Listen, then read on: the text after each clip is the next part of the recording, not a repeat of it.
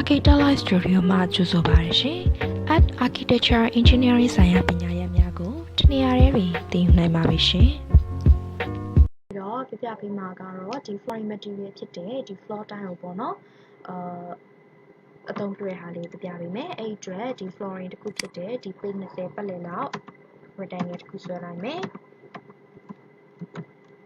ပြီးတော့ရင်အခုပေါ့နော်တပီပတ်လေကြွေပြားလေးကို apply လုပ်မှာဖြစ်တဲ့အတွက်ကြောင့်မလို့ rectangle အသေးလေးနဲ့ပဲတပီကောမှာတပီပတ်လေကြွေပြားလေးကိုတစ်ချက်ဆွဲလိုက်မယ်ဒီ sketch ကဒီ interior design တွေဆွဲများသောအားဖြင့်ဆွဲရပေါ့နော်အဲ့လိုမျိုးဆွဲတဲ့အခါမှာကိုကဒီအပြင်မှာအသုံးပြုရမယ်အပြင်မှာအသုံးပြုရမယ့်အတိုင်းထည့်ပြီးတော့ဆွဲနိုင်နေဆိုရင်တွက်ရလဲလွယ်ကူတာပေါ့ဒီ design တစ်ခုကိုကြည့်ပြီးတော့အပြင်မှာဥပမာကြွေပြားဆိုရင်ဘယ်လောက်သုံးမလဲဘယ်နှချက်သုံးမလဲဆိုတာတစ်ခါရေးကြည့်လို့ရတယ်ပေါ့နော်အဲ့တော့အခုတပေပတ်လဲလေးဆွဲလိုက်မယ်အပြင်က material လေးကိုပဲသုံးမယ်အဲ့အတွက်ကြောင့်မို့လို့အရင်ပြထားတဲ့အတိုင်းပဲအဲ့ဒီလမ်းကြောင်းလေးအတိုင်းရပဲသွားမယ်ပေါ့နော်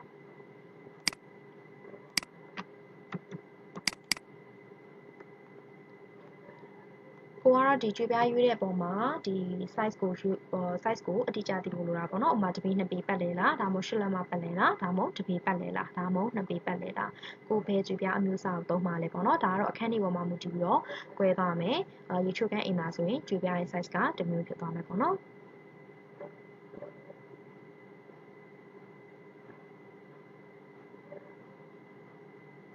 အဲ့တော့အခုဒီ design လေးကိုပဲရွေးလိုက်မယ်ပြီး open နှိပ်လိုက်မယ်။ Okay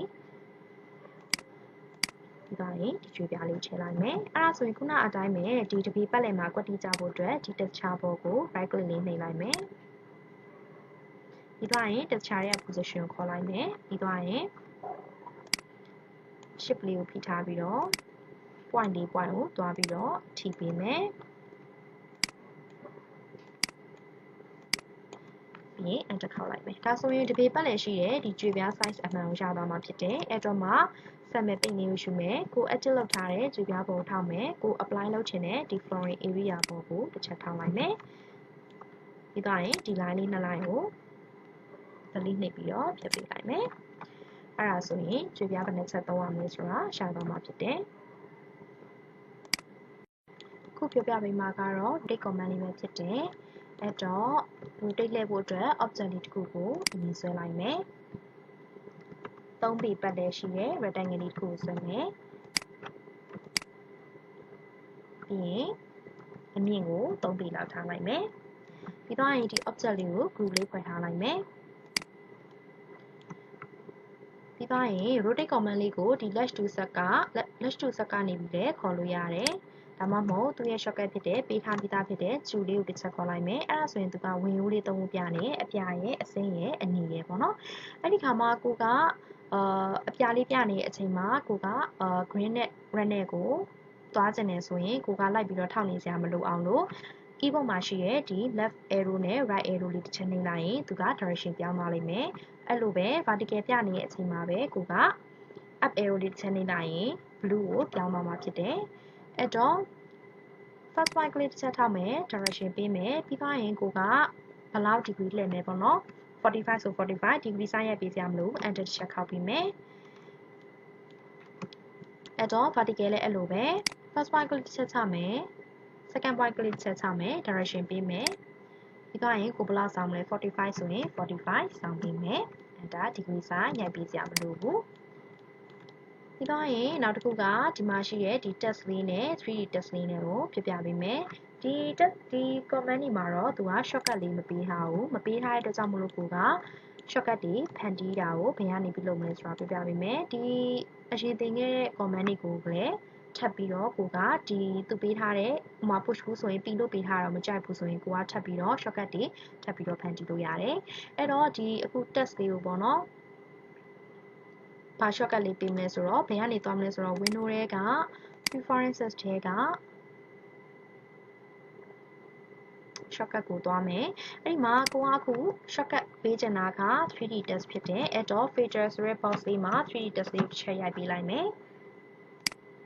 အဲ့ဒါဆိုရင်အခုကိုကဘာပေးမလဲဆိုတော့ shift ကကြိုက်နှစ်သက်ရာပေးလို့ရပါတယ် shift က D ရေကိုတစ်ချက်ပေးလိုက်မယ်ပြီးသွားရင် plus လေးနဲ့ assign လုပ်ပေးမယ်အပေါ်က D ကိုတော့ပေးထားပြီးသားမလို့ဖြတ်လိုက်မယ်ပြီးသွားရင် okay တစ်ချက်ပေးလိုက်မယ် အဲ့ဒါဆိုရင်ဒီ 3 desk လေးကိုခေါ်ချင်တယ်ဆိုရင် latch to set ကနေပြီးတော့ထောက်လဲရတယ်အဲ့ဒါဆိုရင်တော့ box လေးတစ်ခုကြာလာမှာဖြစ်တယ်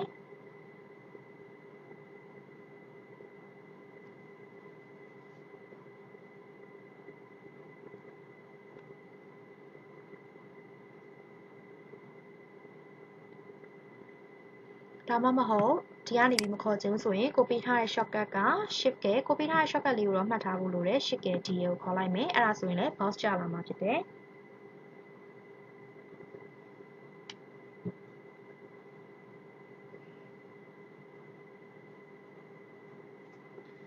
အဲ့မှာတစ်ခုကိုရိုက်လိုက်မယ်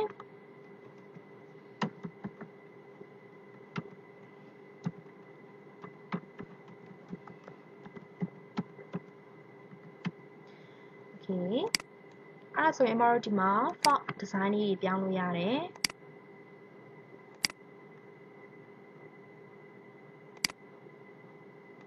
စိုက်နှစ်တက်ရအောင်ပြောင်းလို့ရပါတယ်ပြီးတော့ရင်တော့အမတို့ဒီမှာ height တွေပါရတော့မချိန်တော့ဘူးဘာဖြစ်လို့လဲဆိုတော့အမတို့ဒီ scale ဆိုရဲ command လေးရှိတယ်အဲ့ဒီ command ကတော့နောက်ပြီးရင်ပြပြပေးမယ်အဲ့မှာတစ်ချက် place ဆိုပြီးတော့ထားလိုက်မယ်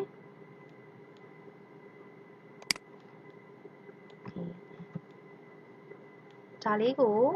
မာက vertical အတိုင်းလေးဖြစ်ချင်တယ်ဆိုရင်ခုနကတင်ပေးထားတဲ့ rotate tool လေးနဲ့ပဲတစ်ချက်လှည့်ပေးမယ် first one second one ကလေးထောက်မယ်ပြီးသွားရင် direction 90ဆိုပြီးတော့ပြောင်းပေးလိုက်မယ်အဲ့ဒါဆိုရင်နောက်ဒီမှာ 3 desk စလုံးလေးရမှာဖြစ်ပါတယ်အဲ့ဒါဆိုရင်မတို့ကအခုဒီစလုံးကိုပေါ့နော်အမှားချက်ချင်းချုပ်ခြင်းနဲ့ဆိုရင် scale ဆိုတဲ့ command လေးရှိမယ်သူ့ရဲ့ shortcut ကတော့ S ဖြစ်တယ်အဲ့ဒီ S လေးနဲ့အမှားတို့ကဒီစလုံးရဲ့ဒီ width ကိုကြည့်ခြင်းနဲ့ဆိုရင်အဲ့ဒီမှာဒီ left နဲ့ဟိုဘက်ဒီဘက် arrow လေးပြတဲ့နေရာကနေစပြီးတော့ဆွဲပြီးတော့ချဲ့ပြီးလို့ရတယ်ဥပမာဘယ်လောက်ချဲ့မလဲပေါ့နော်ဘယ်လောက်ချဲ့လိုက်မယ်အဲ့ဒါဆိုတော့ဒီစလုံးလေးရမှာဖြစ်ပါတယ်ဒါလေးကိုမှအမတို့က color ထည့်ခြင်းလည်းရတယ်ဆိုရင်မနေ့ကသမီးထားတဲ့အတိုင်း color လေးတော့ထည့်မယ်